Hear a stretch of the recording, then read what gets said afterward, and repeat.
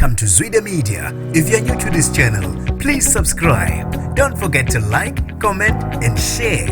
Here's a new video for today. Enjoy.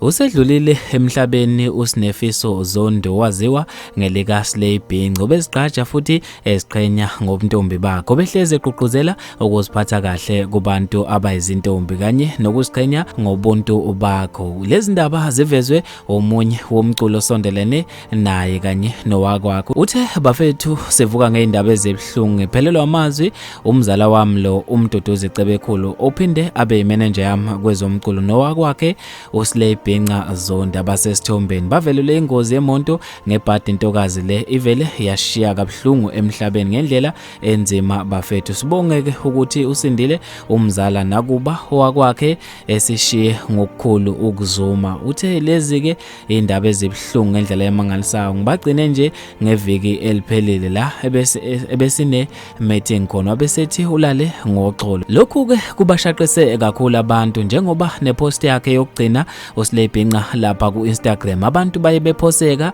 beyofaka khona amazwi enduduzo nokungakholwa ngalokho okwenzekile. Bafaka izinhliziyo eziphukile kanye namazwi enduduzo. Sonke ke bafethu silahlekelwe sengathi umoya wakhe ungalala ngokuthula. Umndeni nezihlobo nabangani sengathi bengaduduzeka. Bafethu lezi indaba ezibhlungu ngendlela emangalisayo ngizofisa ukwazi ukuphala kwakho khona lapha ku comment section. Mina njengentathela YouTube sengiphuma kanje ngithi awungibambe evidweni elandelayo.